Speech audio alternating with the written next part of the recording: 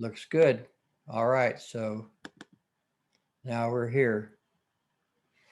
Okay. All these. All right, we're ready to go? Yep.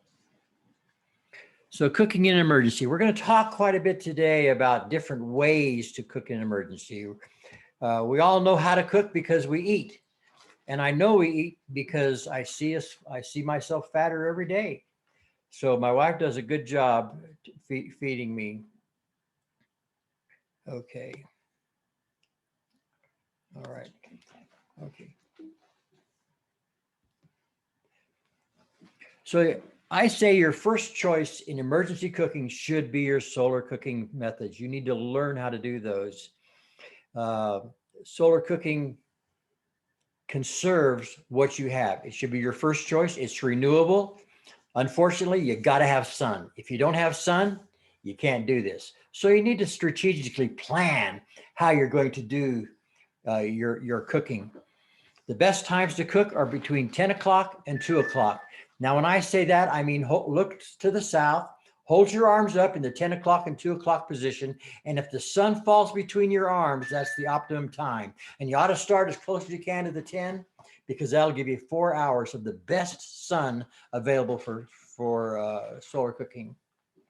So doing this, it conserves your resources. So if you have a year's worth of butane or propane or whatever the case may be, and you supplement with solar cooking, you will probably be able to go for 3 years before you run out of solar, any kind of additional your propane or butane. It's odorless, it's smokeless, and it's kind of like a stealth cooking way. So let's talk a little bit about what kind of cookers there are. This is important to know what's available. This is a box cooker. It's called a Sun Oven, perhaps one of the most known box cookers. It's $350 to $400 to buy their kit. This oven will give you 350 degrees. People bake bread in it all the time, and you can bake bread in less degrees. But this is a very popular oven. Big reflectors. I've had mine over 350 degrees and had great cooking success. You can cook about anything in a solar oven that you can cook in your regular oven. You just have to know the techniques. Here's a box oven made out of cardboard.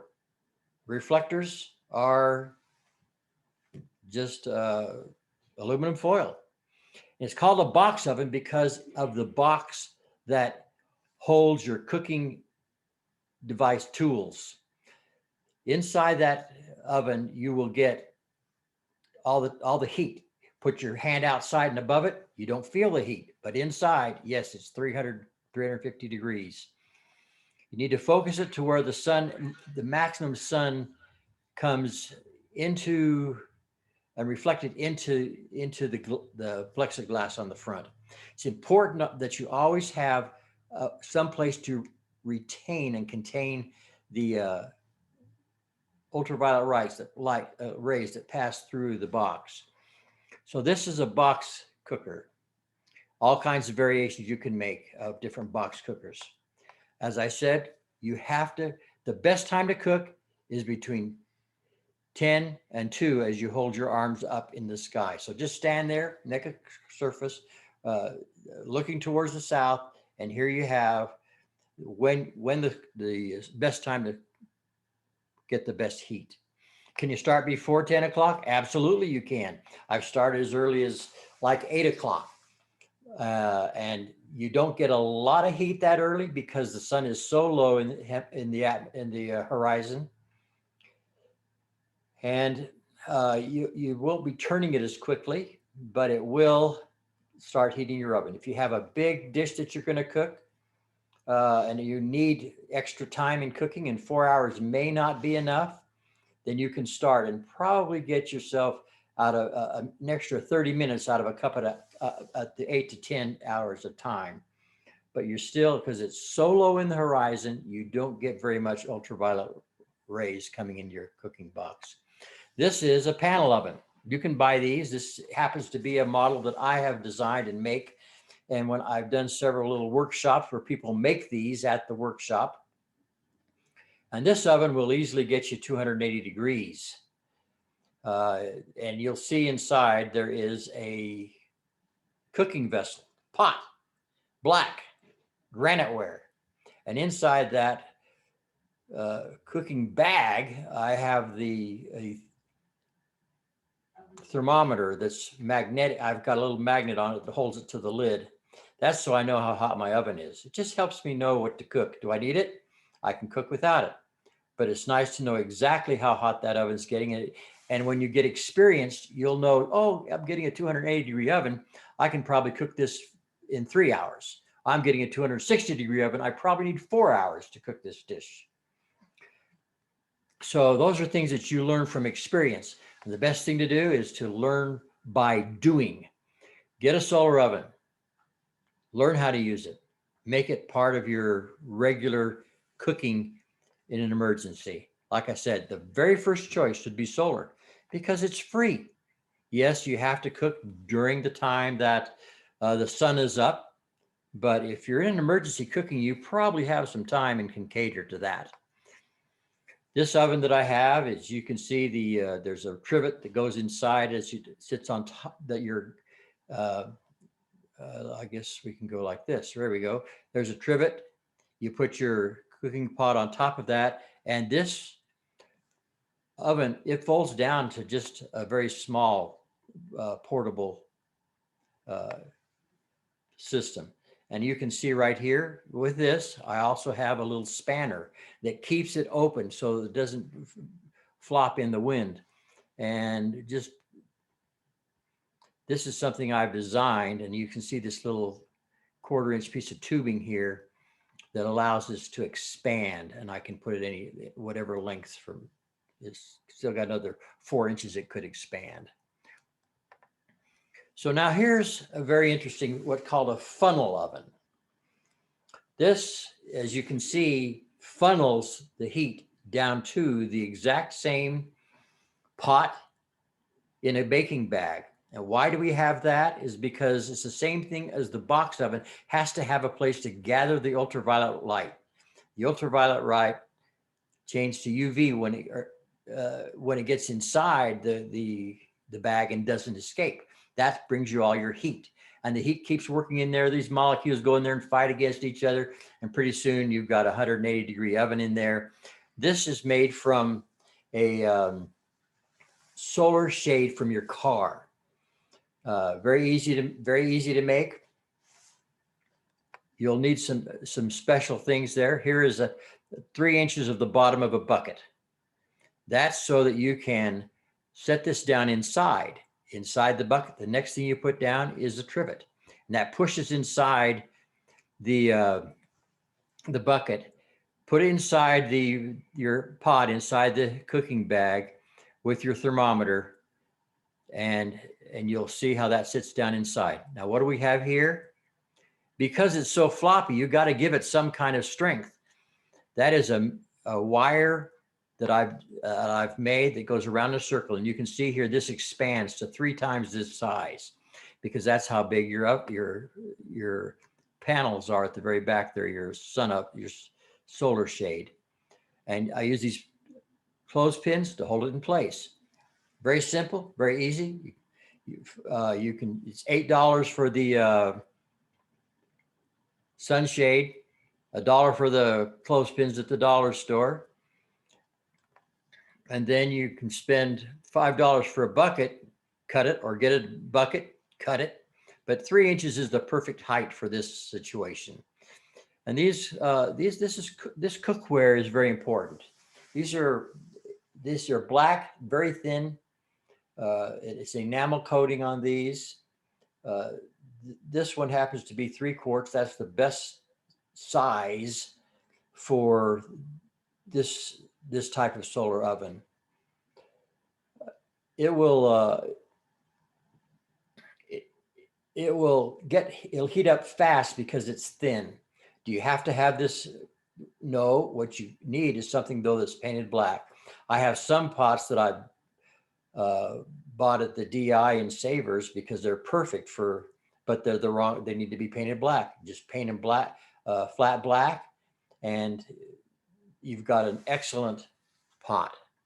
But you need a thin, dark pot.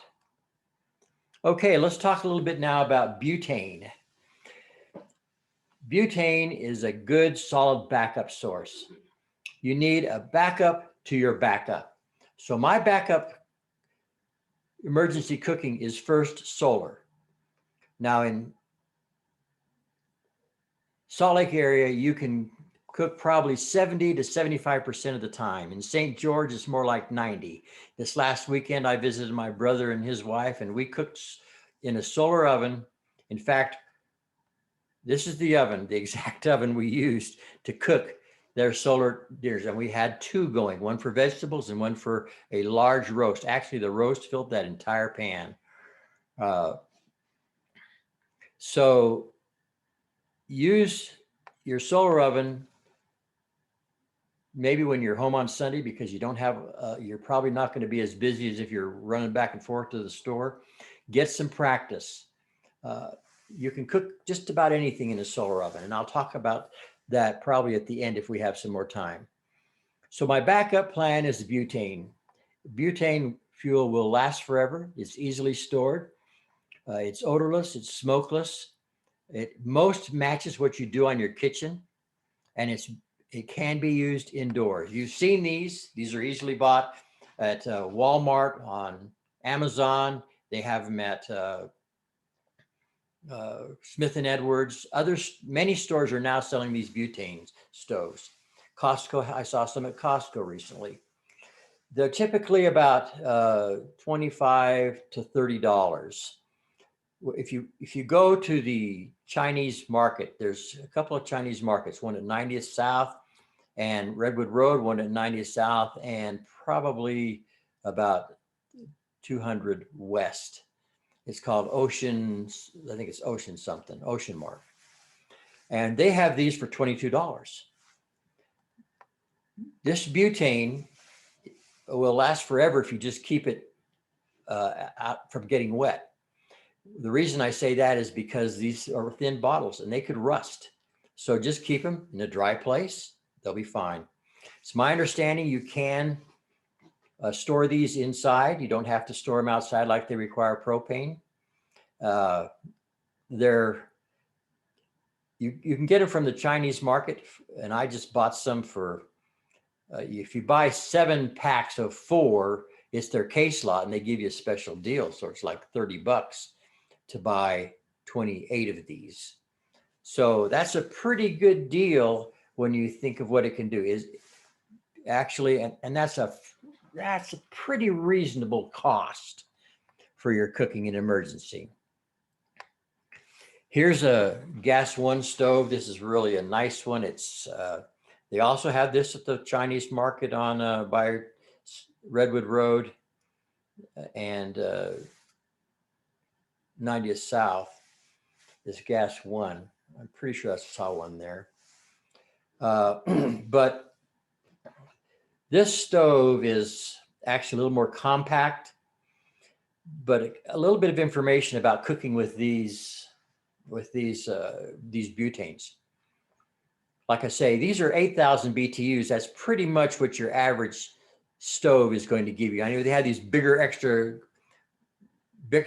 burners, and those may go up to 12,000 BTUs, 10 and 12, but 8,000 BTUs is pretty much what you're used to cooking with on most stoves. And that will do about anything you need. I have actually taken my pressure canner and I have canned with a stove exactly like this, one of these 8,000 BTUs. It took quite a while to get it up to the boiling point, and I actually, because you got to cook it for 90 minutes, I had to change canisters halfway through, but I still was able to safely can in my pressure canner. So if you're in a position where that you have to do that kind of thing to preserve food because you have no other way to other resource, know that this will do it for you. This is another gas one. This is a double burner. Why do I have this? Because it's great for baking pancakes. And you could do the same thing with these by having two of these and having them next to each other and put your big griddle on top of it.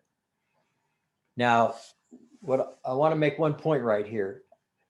Your backup should be, you should have two of every backup. If you have solar, if solar is your backup, you need two solar ovens because you're going to be cooking a main dish, for example. You're going to be cooking your vegetables. You may also be cooking bread. So, what do you think you're going to be doing? But at least two of anything, two butane stoves. So this would be fine. You have this model and the other one I just showed you a minute ago. They also will work with propane. This is a little hose that hooks on the propane, hooks right here and then goes right to your propane tank. So this one will also run both butane and propane. Butane and propane are very similar in many ways. They're moderate BTUs. They don't put out as much heat as white gas does, and we'll talk about white gas in a bit. So there's other butane stoves. This is a camp or backpacker type stove. This screws onto the top of these fuel tanks, and they hold your stove, and you cook on top of that. This is a great item to have in your 24-hour kit or 72-hour kit. If you're going to be packing away some way to cook, this is a good thing to have. Now, there are ways you can refill these tanks. We're not going to go through that tonight, but just so you know that it's possible to do that. In fact, I take these butane canisters and I will refill this canister from the others. So just interesting. Not that you need to do that, but it's just something that if you know how to do it and you have the right adapters, that's something you can do. Let's talk a little about propane now. We all have propane.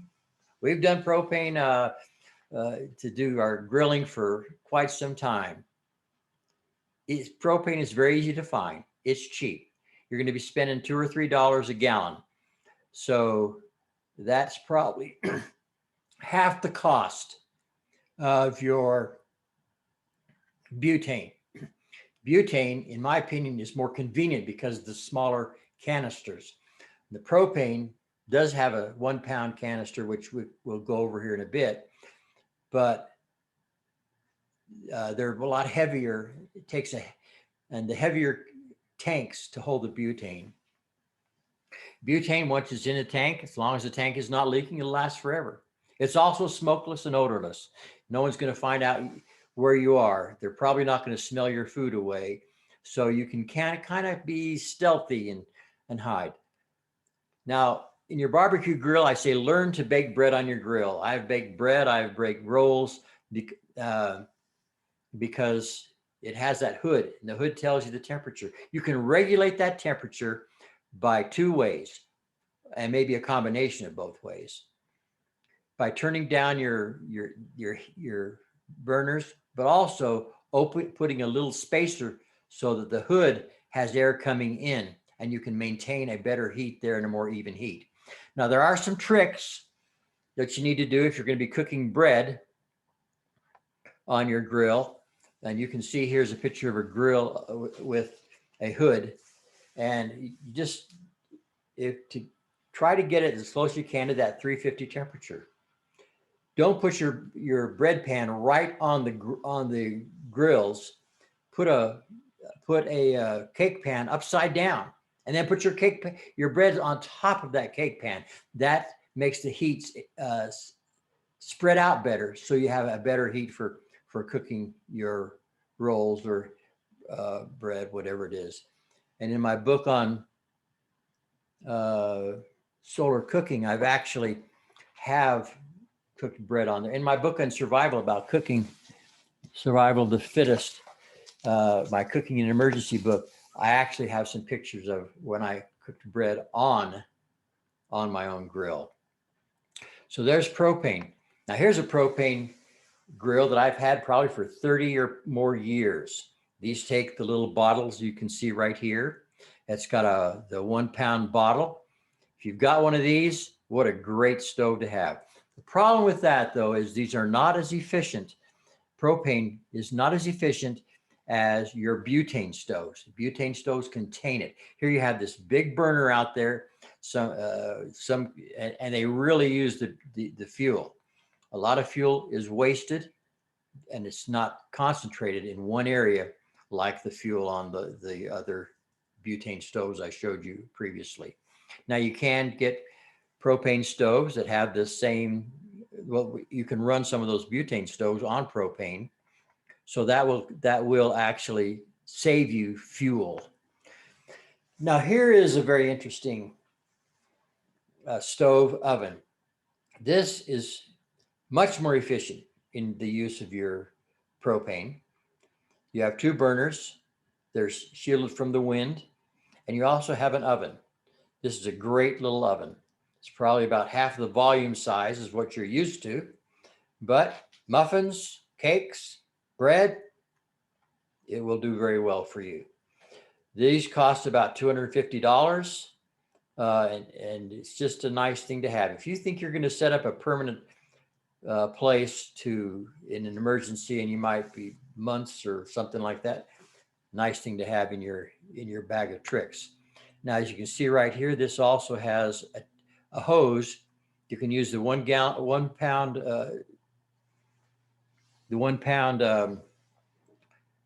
canisters, or hook this directly to a tank, and they work very, very well. Well, now let's talk about white gas.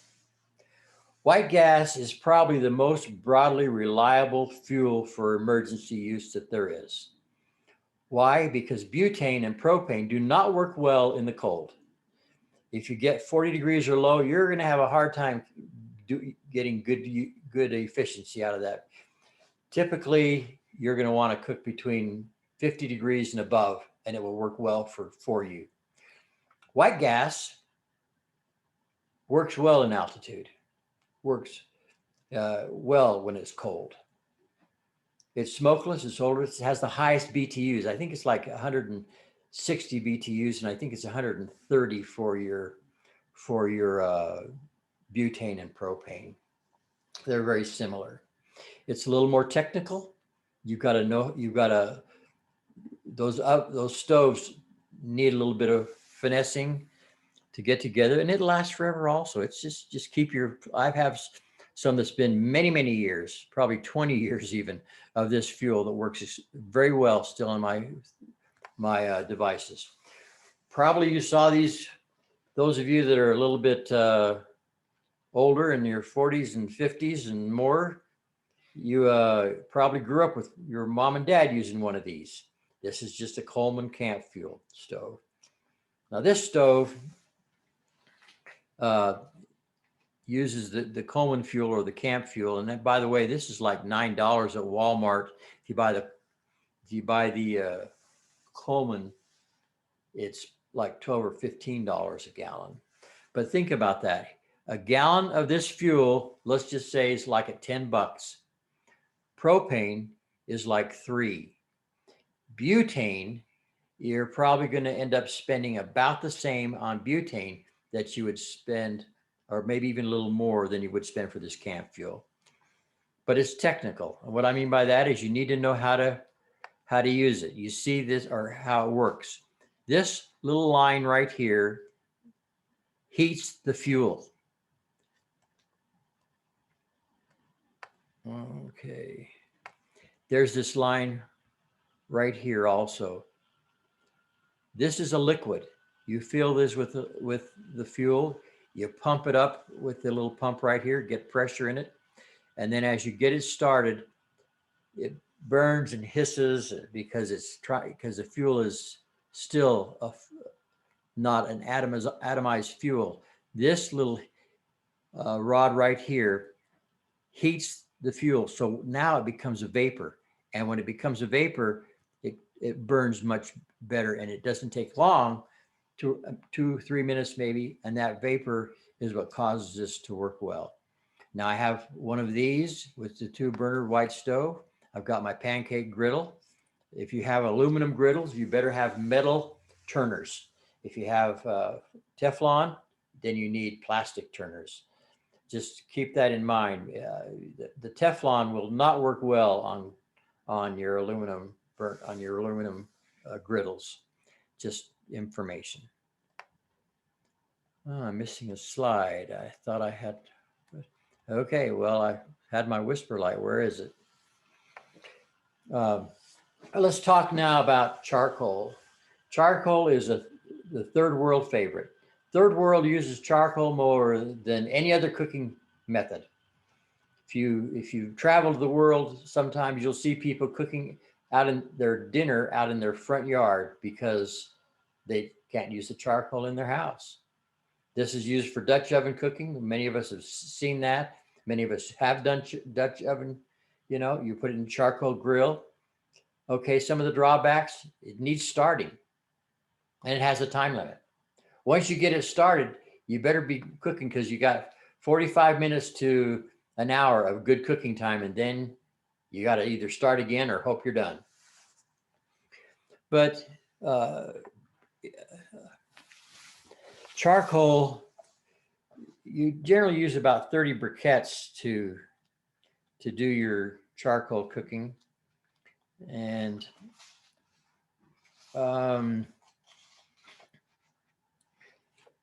let me just read you from one of my books here. There's approximately 150 briquettes in a 10-pound bag. That should cook at least 6 meals. In this case, you will have a 10-pound bag per week for planned preparedness, assuming that you cook 1 meal a day. This is, of course, if you plan to prepare your food with charcoal briquettes. So to prepare 1 meal a day, you will need 600 pounds of charcoal to have a year's worth of briquettes. So it's interesting that the people in the third world do so much charcoal, but they often make their own briquettes. All right, so here's just a little system I've designed. This is right here is a little tong that I have in this. This is a can that I've drilled holes in, and it fits 27 briquettes. 27 briquettes will do this oven to a 360-degree oven. In this oven, as you can see, I have 3 bags of 27 briquettes. With this lid on, I can pick this up and I have enough briquettes there to cook me 3 meals. So if you're talking a 72-hour kit and your food requires cooking, this is all ready to go. I have a lighter in the bottom here.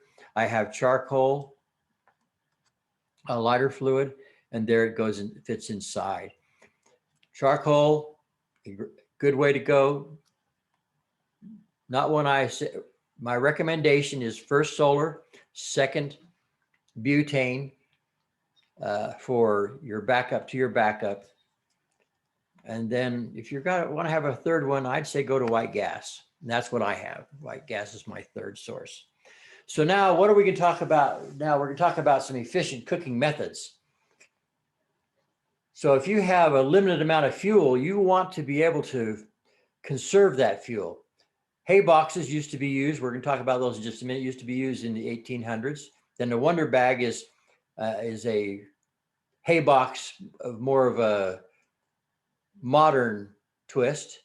Pressure cookers are a great way to cook your food with saving your resources. A foam box, sleeping bag, stuff it in a sleeping bag. So this is a hay box. They would take their Dutch oven, hang it in the fireplace, get it boiling, boil it for 5-10 minutes, but now it needs to boil for a long time to cook. So they take this hay box, stuff it in the hay box, fill the top with another 6 inches of hay, close the box, they're gone. They come back, it's still nice and hot. It will still, and it's cooking all that time for you. And you have a nice hot meal when you get home 6-8 hours later. This is a Wonder Bag. Same thing. You get your pot to a boiling, maybe say bring it to a rolling boil, and then just throw it in there. And your stew is sitting there inside this. This bag is full of little those styrofoam beans and pellets. So it retains the heat really, really well. You need a lid, put the lid on it, seal it. Come back 6-8 hours later. It's exactly the same way as using your hay box. Okay, here's a pressure cooker. I say get you a little 3 or 4 quart pressure cooker and learn how to use it. Because when you're using your emergency cooking, you want to use it as if you're never going to get your resources back. That way you be conserved. It's better to end up with twice as much as you need than end up saying, oh, we got plenty, and end up needing, wishing you had more. So always when you're in an emergency situation, just use emergency rations, use emergency cooking systems. So this, for example, with this pot, you can take your roast that would generally cook for you in your stove at 220, say, or on your stovetop in a pot roast for several hours, and you might take this and for 30 minutes, bring it and keep it pressure cooking for 30 minutes, turn it off, let it sit. So you use maybe 1/2 or 1/3 the fuel you would have used, conserving the fuel that you have. So learn, practice, get a pressure cooker, a small one, learn how to use it, and it'll work really well for you. Here's a Styrofoam Cooler Box. So I've got a little case study to give you here. So I thought one day, why can't you just put your food inside your Styrofoam box, just like a hay box, just like the other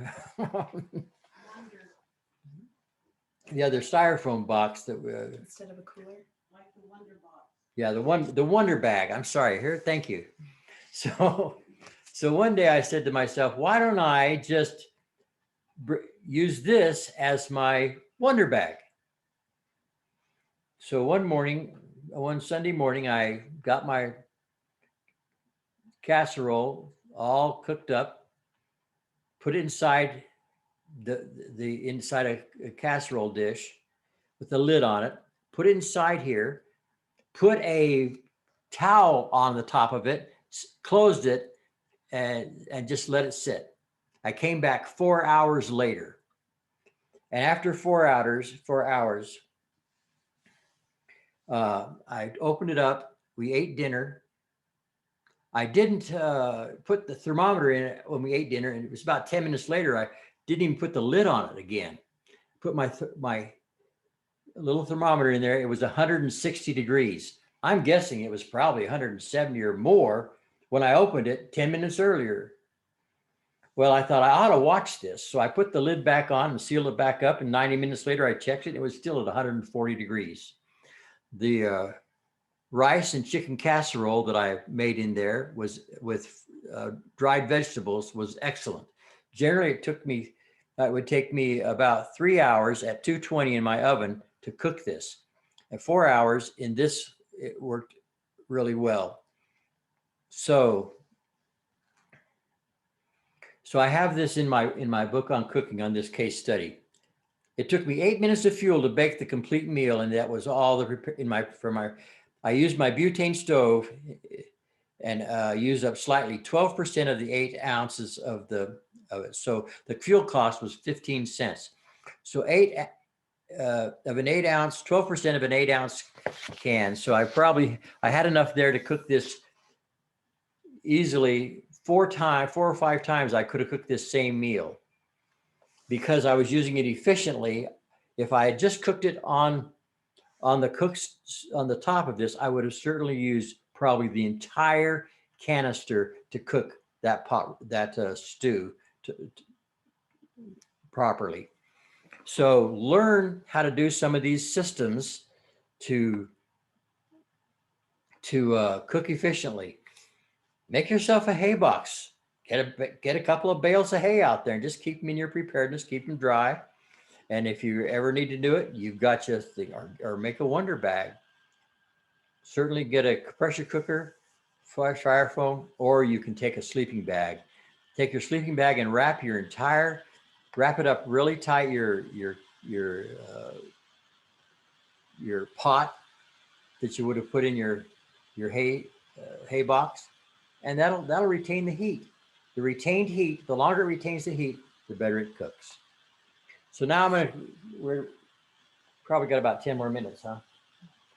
I'll just quickly go over alcohol, fuel, so now I'll take any questions you've got.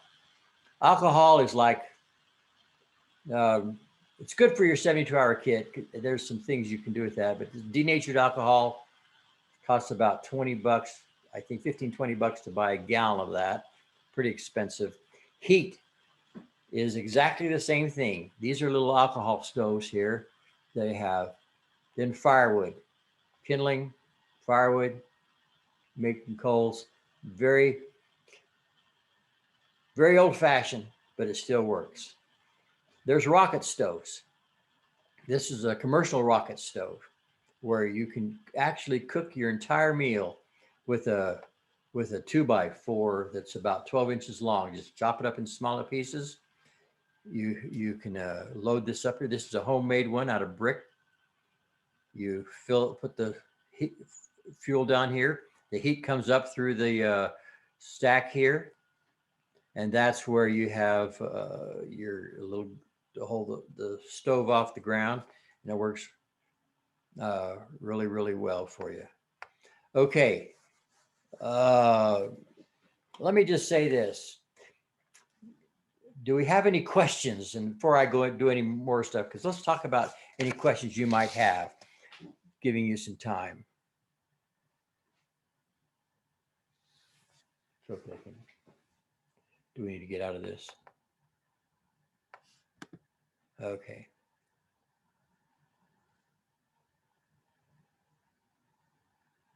So if you want to ask some questions, go ahead. You'll have to unmute. But if you're all happy, then I'll go back to that slide presentation, and I'll give you some information that about some of these fuel systems. Okay, here we are back to our fuel systems. This is the pros and cons of different fuels, alcohol fuel, whatever. And I just want to say that if you look right down here on butane, it's got the most check marks of pros.